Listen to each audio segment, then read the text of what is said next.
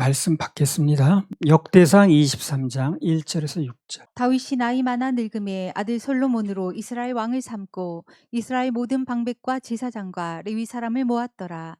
레위 사람은 30세 이상으로 계수하였으니 모든 남자의 명수가 3만 8천인데 그중에 2만 4천은 여호와의 전 사물을 보살피는 자요, 6천은 유사와 재판관이요, 4천은 문지기요, 4천은 다윗의 찬송하기 위하여 지은 악기로 여호와를 찬송하는 자라. 다윗이 레위의 아들 게르손과 그 악과 무라리의 각 족속을 따라 그 반열을 나누었더라. 여기 보면 다윗이 하나님을 찬송하기 위해서 악기를 무려 4,000개나 만들었다 그랬어요. 그것만 보더라도 하나님을 예배할 때는 각종 악기를 동원하는 게 맞아요? 틀려요? 맞습니다. 성경대로 하면 되는 거예요. 요즘도 뭐 그런지 난 모르겠습니다만 전에 지방에서 목회할 때 이제 목사들 모임이 있었어요. 갔더니 내 앞에서 먹는 목사가 무슨 얘기 끝에 그리스도 교파라고 그러더라고. 그래서 그러시냐고. 그런 교파가 있었냐고. 근데 내 옆에서 먹는 사람이 또 나한테 얘기를 하는데 자기도 그리스도파라는 거야. 그래서 내가 두 분은 아시는 사이겠네. 여기도 그리스도파라고 그러고 여기도 그리스도파라고 그러니까. 그러면 거기는 전혀 우리 말도 안 한다는 거야. 왜요? 그리스도파라고 그러는데 거긴 무악기파예요 이러는 거야. 무악기파냐 유악기파냐가 서로 인사도 안 하고 말도 안 할 정도로 그렇게 벽이 큰 거더라고 그게. 그게 이제 무악기파는 그걸 얘기를 하는 거예요. 초대교회가 언제 악기를 썼냐는 거야. 목소리만으로 찬양을 했지 초대교회는. 카타콤 굴 같은 데서 언제 악기를 동원했냐는 거야 초대교회가. 목소리만 가지고 찬양을 하는 거라는 거야. 악기를 사용한 적이 없다는 거지 초대교회는. 근데 그 후에 뭐 이렇게 악기들을 동원하기 시작했는데 원래 초대교회는 악기를 사용하지 않았다는 얘기야. 그 사람들 얘기는. 근데 그거는요 하나만 알고 둘은 모르는 거예요. 로마 시대로부터 핍박받던 시대이기 때문에 그때 악기를 쓸 수가 없었어요. 굴 속에를 어떻게 들고 다니나 그걸. 몸 하나 건지기도 힘든데 그 악기를 어떻게 들고 다니겠냐고. 그러니까 어쩔 수 없이 목소리를 부른 거예요. 악기를 써서 안 되는 게 아니고. 굴 속이나 산중에서 그 피해가지고 멀리 도망 나와서 예배 드리는데 악기 소리 나면 들킬 거 아닌가 그거. 로마 군병들한테. 쓸 수가 없었어요. 그러니까 못 쓴 거예요.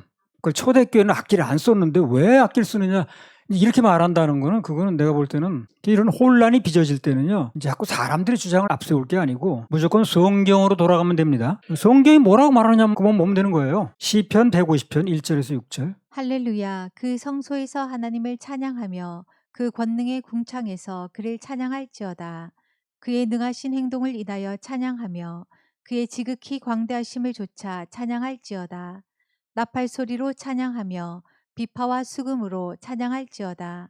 소고치며 춤추어 찬양하며 현악과 퉁소로 찬양할지어다. 큰 소리 나는 재금으로 찬양하며 높은 소리 나는 재금으로 찬양할지어다.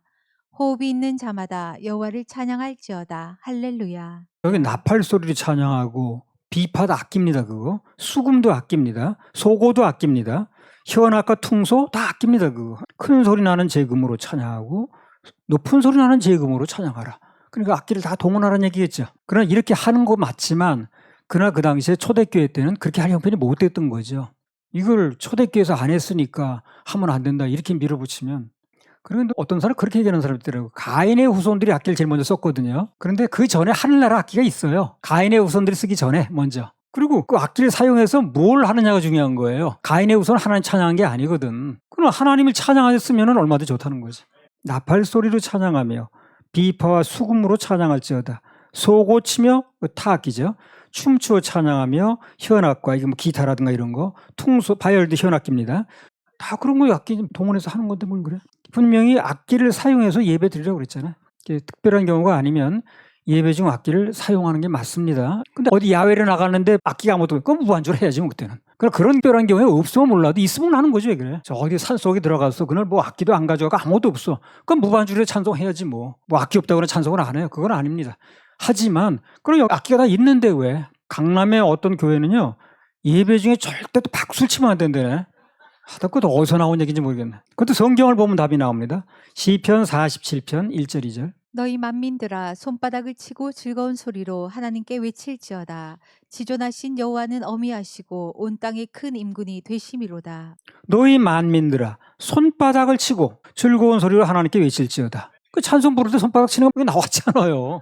성경이 이렇게 돼 있는데 그걸 우리 취향에 맞니 안 맞니 할 필요가 없다는 거예요. 성경대로 하면 되는 게 성경대로. 시편 98편 4절에서 8절. 온 땅이여 여호와께 즐거이 소리할지어다. 소리를 발하여 즐거이 노래하며 찬송할지어다. 수금으로 여호와를 찬양하라. 수금과 음성으로 찬양할지어다.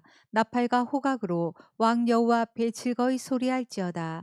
바다와 거기 충만한 것과 세계와 그 중에 거하는 자는 다 외칠지어다.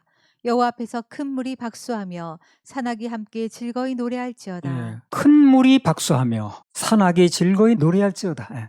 사람들이 박수를 안 치면 하나님은 누굴 통해서 하냐면 큰 물이 박수를 치게 하는 거예요. 바다가 박수를 친다니까 그래요. 그 예배 중 춤추는 것도 어떻습니까? 그것도 성경을 보겠습니다. 성경대로 하면 되는 거예요. 시편 149편 1절 3절. 할렐루야 새 노래로 여호와께 노래하며 성도의 회중에서 찬양할지어다. 이스라엘은 자기를 지으신 자로 인하여 즐거워하며 시온의 자민은 저희의 왕으로 인하여 즐거워할지어다. 춤추며 그의 이름을 찬양하며 소고와 수금으로 그를 찬양할지어다. 춤추며 찬양하라고 그랬잖아요. 그렇죠. 나왔죠. 춤추며. 이렇게 춤추며 하나님의 이름을 찬양하라.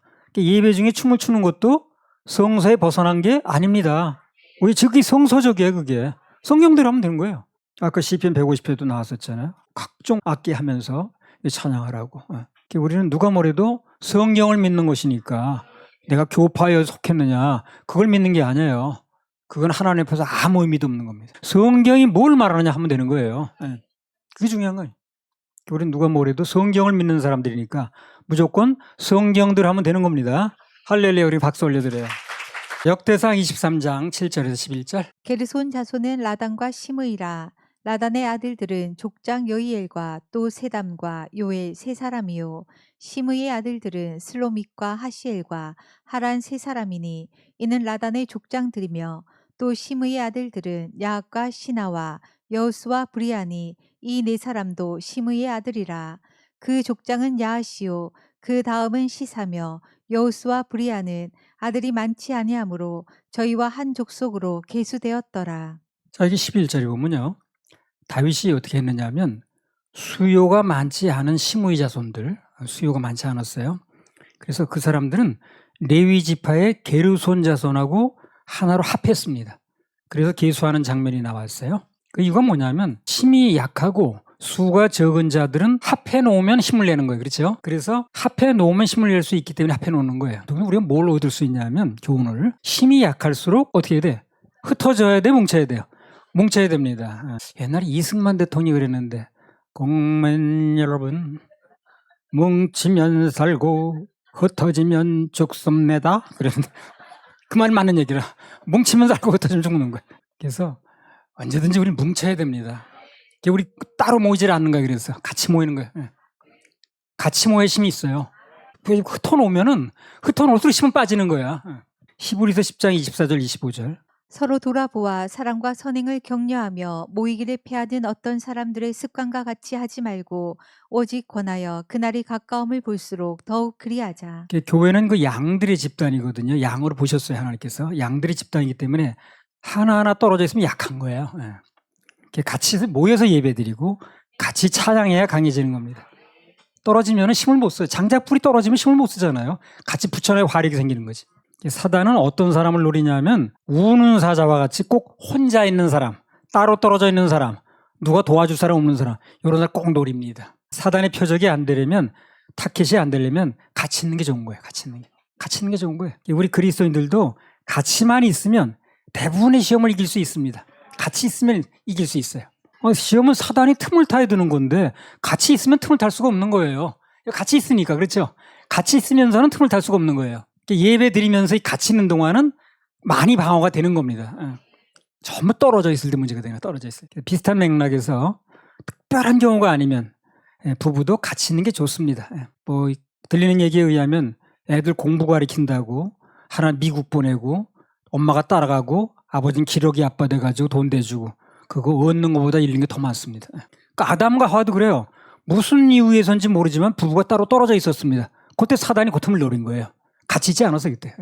삼손도 그렇게 힘이 세했지만 따로 떨어져 혼자 노는 거예요. 이 사람이. 그러니까 시험에 약한 거예요. 바울 사도는 어떻게 합니까? 늘 주위에 많은 사람이 같이 다니는 거예요. 그래서 아무튼 우리는 하나님의 자녀들은 같이만 있으면 같이 모이기를 피하지 않으면 신앙생활 승리하기가 훨씬 쉽습니다. 훨씬 쉬워요. 그래서 신앙생활 하다가 뭔가 곤고해지거나 저 힘이 들다 그러면 절대 혼자 있지 말고 나오세요. 같이 와 있어야 됩니다. 같이 있으면 힘이 생기돼 있어요. 그래서 그리스도인의 모임인 교회로 와서 믿는 형제 자매들과 함께 하다 보면 영적 은혜들이 막 흘러옵니다. 흘러와서 회복도 빨라요. 그 전에 그 집회 전국으로 다니다 할 때 낙심됐던 사람들, 지친 사람들 와가지고 우리 생수의 집회 가서 예배드리면 다시 힘을 얻는다고 막 그런 간증했잖아요. 와서. 그 제주도 집회 때도 그랬잖아요. 자기네들 막 눌리는 게 많아가지고 찬송도 안 터지고 막 예배드린다고 완전 골만 아프고 그랬는데 여기 와서 터졌다 그러고 막 그런 얘기 했잖아요. 영적인 흐름은 같이 있을 때 강해집니다. 같이 있을 때. 가능하면 같이 있는 방법을 자꾸 만들어야 돼. 흩어지지 말고. 신약 성경에 보면 바울 사도 보세요. 그 주위에 늘 사람들이 있는 거예요. 그래서 사역을 크게 하는 거예요, 이 사람이. 그 베드로나 이런 사람은 같이 있는 사람이 많지 않아. 근데 바울 사도 늘 문 안 누구 내라 누구 옆에 누가 있고 늘 같이 있는 거예요. 그러니까 사역을 튼튼하게 할 수 있는 거지. 어떤 사도보다. 그래서 우리 다시 한번 강조하면 우리 믿음의 자녀들은 늘 같이 있어야 됩니다. 무슨 점막이라도 붙여서 모이면 그게 안전한 거예요. 할렐루야. 우리 하나님 박수 올려도. 역대상 23장 12절에서 20절. 그아세 아들들은 아므람과 이스알과 헤브론과 우시엘 네 사람이라. 아므람의 아들들은 아돈과 보세니 아론은 그 자손들과 함께 구별되어 몸을 성결케 하여 영원토록 지극히 거룩한 자가 되어 여호와 앞에 분향하며 섬기며 영원토록 그 이름을 받들어 축복하게 되었으며 하나님의 사람 모세의 아들들은 레위 지파 중에 기록되었으니 모세의 아들은 게르솜과 엘리에셀이라. 게르솜의 아들 중에 스부엘이 족장이 되었고 엘리에셀의 아들은 족장 르아비아라. 엘리에셀이 이 외에는 다른 아들이 없고 르아비아의 아들은 심이 많았으며 이스알의 아들은 족장 슬로미시오. 헤브론의 아들들은 족장 여리야와 둘째 아마랴와 셋째 야하시엘과 넷째 여가모함이며 우시엘의 아들은 족장 미가와 그 다음 이시하더라. 레위 후손 중에 특히 아론의 자손들은 영원토록 뭐만 합니까? 축복만 하는 거예요. 축복만. 하나님의 자녀들은 한마디로 말하면 어떤 경우든 축복하는 자다. 이렇게 이제 정의를 하면 돼요. 우리 축복하는 사람이에요. 무슨 경우가 든 축복하는 거예요. 나에게도 축복을 해줘야 되고 상대에게도 축복을 해줘야 되고 만나는 사람 누구에게 축복을 해줘야 되고 그걸 즐겨야 됩니다. 축복하는 걸. 그래서 나는 이제부터 무슨 일이 되었든 누구를 만나도 나는 축복하는 자가 되겠다. 이렇게 한번 결심을 한번 해보세요. 하나님께서 그렇게 해주실 거예요. 축복하는 자로. 주의 종들은 하나님의 사람들은 아주 축복을 입에 달고 다녀야 돼. 주의 종들이 또 하나님의 자녀들이 축복의 자세를 가져야 되는 것에 대해서 한 가지 더 보겠습니다. 신명기 11장 29절에 32절. 내 하나님 여호와께서 내가 가서 얻을 땅으로 너를 인도하여 들이실 때에 너는 그리심 산에서 축복을 선포하고 에발산에서 저주를 선포하라. 이 두 산은 요단강 저편 곧 해지는 편으로 가는 길뒤 길갈 맞은편 모래 상수리 나무 곁에 아라바에 거하는 가나안 족속의 땅에 있지 아니하냐. 너희가 요단을 건너 너희 하나님 여호와께서 너희에게 주시는 땅에 들어가서 얻으려 하나니 반드시 그것을 얻어 거기 거할지라. 내가 오늘날 너희 앞에 베푸는 모든 규례와 법도를 너희는 지켜 행할지니라. 그리심산에서는 축복을 선포하고 에발산에서는 저주를 선포하라고 그랬어요. 그래서 특별히 하나님의 사람들은 그리심산에 설 줄 알아야 돼. 수시로 축복을 선포해야 됩니다. 저주의 에발산은 굳이 안 올라가도 돼요. 그러나 축복의 그리심산은 주의 종들이 아주 하나님의 자녀들이라면 수시로 올라가서 축복을 해야 됩니다. 에발산에 아예 오르지 않으면 돼. 그러면 저주를 선포할 일이 없어요. 평소에 그 인생에 축복된 일이 많이 일어나려면 그리심산에 많이 올라가야 되는데 그럼 어떻게 하면 그리심산에 많이 올라갈 수 있는가? 그 방법도 알아야 되겠죠. 많이 축복하고 많이 감사하면 좋은 말 많이 하면 이미 그는 그리심산에 올라가 있는 겁니다. 올라가 있는 거예요. 성지까지 꼭 안 가도 여기 있어도 늘 감사하고 늘 축복하고 좋은 말 많이 하면 그 사람은 그리심산에 서 있는 겁니다.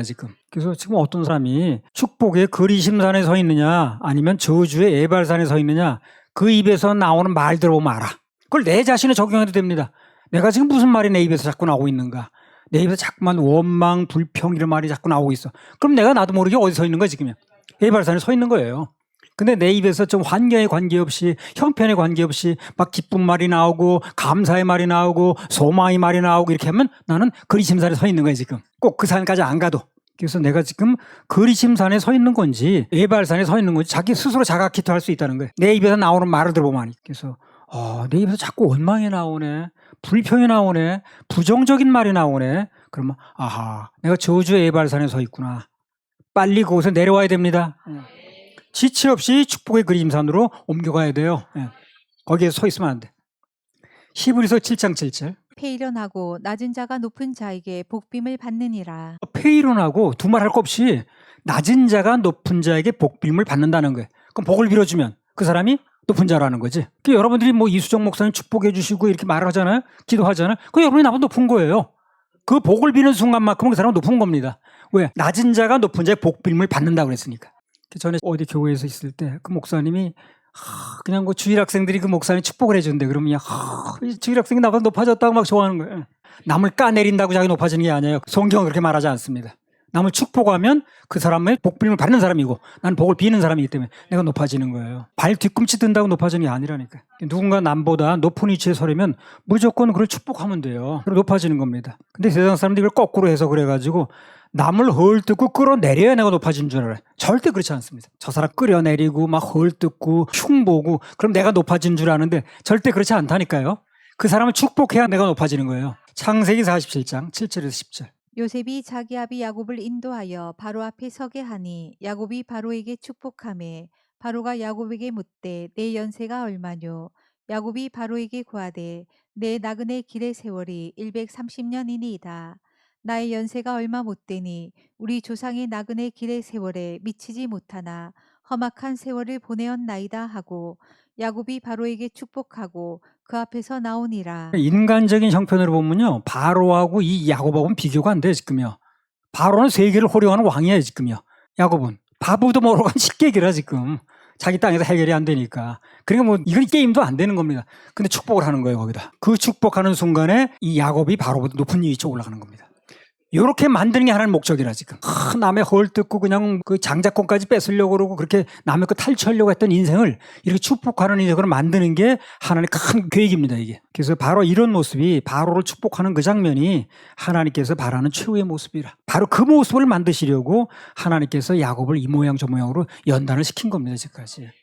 그 축복하는 자를 만들려고. 그래서 하나님께서 최종적으로 우리에게 만드시고자 하는 모습이 어떤 모습이냐. 누구에게나 축복을 비는 상태. 축복자로 만드시는 거예요. 그걸 우리가 만들어가자는 모습이 그겁니다 지금. 어떤 과정을 거치든 간에 결국 우리가 그런 모습으로 바뀌길 원하는 거예요. 누군가를 축복하고 그 사람에게 좋은 일을 빌어주고. 그리고 더 중요한 건 뭐냐면요. 이 세상에서 말이라는 게요. 가장 영원토록 남는 말이 축복의 말입니다. 그 축복의 말은 절대 없어지질 않아요. 자 보세요. 마태복음 10장 11절에 13절. 아무 성이나 촌에 들어가든지 그 중에 합당한 자를 찾아내어 너희 떠나기까지 거기서 머물라. 또 그 집에 들어가면서 평안하기를 빌라. 그 집이 이에 합당하면 너희 빈 평안이 거기 임할 것이요 만일 합당치 아니하면 그 평안이 너희에게 돌아올 것이니라. 간단히 말하면 어떤 집에 들어가든 간에 먼저 축복을 빌라는 거예요. 평안을 빌라는 거예요. 그 집이 받아들이기 합당하면 그 축복을 가는 거고, 그 집이 받아들이기 합당하지 않아, 축복받을 만한 집이 아니야, 그럼 축복 빈 말이 없어진다는 거예요? 안 없어진 거예요. 나한테 또 오는 거예요. 그래, 축복을 빈 말은 없어지지 않는다는 얘기라는 거예요. 절대 없어지지 않습니다. 그래서 내가 누군가 축복을 빌어줬는데 그 사람이 받을 만한 사람이야, 그럼 받는 거예요. 근데 전혀 축복을 받을 만한 사람이 아니야, 그런 축복을 빈 말이 없어지는 게 아니라는 거예요. 그 축복이 나한테 돌아온다는 거지. 그래서 축복을 빈 말은 절대 없어지지 않는다는 거지. 한 번 빈 평안은, 축복은 절대로 없어지지 않습니다. 그래서 없어지지 않는 말, 떨어지지 않는 말을 하려면 어떻게 해서든지 축복의 말을 해야 돼. 그 반대로 저주의 말은 어떻습니까? 흐지부지 없어져요. 자 보세요. 잠언 26장 2절. 까닭 없는 저주는 참새에 떠도는 것과 제비에 날아가는 것 같이 이르지 아니하느니라. 까닭 없는 저주하는 말은 첨새가 뭐 어디 돌아다니던 길이 표시가 납니까? 제비에 날아가는 것 같이 이르지 않는다는 거예요. 없어진다 이 말이에요. 그러니까. 그래서 영원히 남는 말을 하려면 축복의 말을 해야 되고, 흐지부지 없어지는 말을 하려면 저주의 말을 해야 되는 거예요. 자, 사무엘상 17장 41절 44절. 블레셋 사람이 점점 행하여 다윗에게로 나아오는데 방패든 자가 앞섰더라. 그 블레셋 사람이 둘러보다가 다윗을 보고 업신여기니 이는 그가 젊고 붉고 용모가 아름다움이라. 블레셋 사람이 다윗에게 이르되 내가 나를 개로 여기고 막대기를 가지고 내게 나아왔느냐 하고 그 신들의 이름으로 다윗을 저주하고 또 이르되 내게로 오라. 내가 내 고기를 공중의 새들과 들짐승들에게 주리라. 골리앗이 그 더러운 입을 벌려서 다윗에게 온갖 저주를 퍼부었습니다. 그 저주한 내용이 다 나오지 않았어요, 여기요. 온갖 얘기 다 했을 겁니다. 그런데 그 저주한 내용은 어떻게 다윗에게 왔습니까? 전혀 오지 않았어요. 오히려 그 자신에게 돌아갔습니다. 그리고 오히려 다윗에게는 더 좋은 일만 일어났어. 일개 목동에서 군대 장관 됐지요. 왕의 사위 됐지요. 그리고 왕 됐지요. 아주 수직 상승했습니다. 수직 상승. 수직 상승.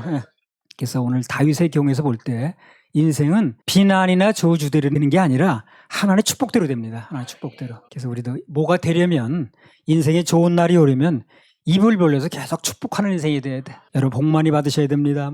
그래서 이 얘기를 연결하면 하나님의 사람들은 나 자신이 평생토록 그리심산에 서 있어야 될 뿐더러 또 그리심산에 서 있는 사람들을 만나는 게 좋아. 꼭 에발산에 있는 사람 만나지 말고 아내도 그리심산에 서 있는 사람 만나면 좋고 남편도 그리심산에 서 있는 사람 만나면 좋고 목사도 그리심산에 서 있는 사람 만나면 좋고 친구도 그리심산에 서 있는 사람 만나면 좋아요. 에발산에 있는 사람 만나지 말라고. 그리심산에 있는 사람 만나야 복을 받습니다. 에발산에 서 있는 사람 만나면 입만 열면 원망하는 거야. 입만 열면 불평하는 거야. 입만 열면 부정적인 말에 저주의 말이 나오기 때문에 그 얘기를 내가 듣는 거거든. 그래 유리할 게 없는 거지. 그래서 입만 벌리면 축복의 말을 할 수 있는 그리심산에 서 있는 사람하고 사귀어야 됩니다. 그런 사람하고 교제도 하고 그런 사람도 결혼도 하고 그런 사람하고 교회도 나오고 이렇게 해야 됩니다. 영원한 그리심산에 서 있는 분은 우리를 축복하신 예수 그리스도입니다. 누구든지 그 인생에서 주님을 만나면 늘 축복 가운데 사는 거예요. 그래서 우리 사람도 그런 사람 만나야 되고 또 특별히 더 중요한 건 그리심산에 서 계시는 주님을 만나야 됩니다. 그러면 우리 인생 문제 해결되고 범사에 복이 오고 안 되던 거 되어지고 또 못 되던 인생이 안 되던 인생이 축복의 인생으로 바뀌는 겁니다. 할렐루야. 우리 하나님 박수 올려드려요.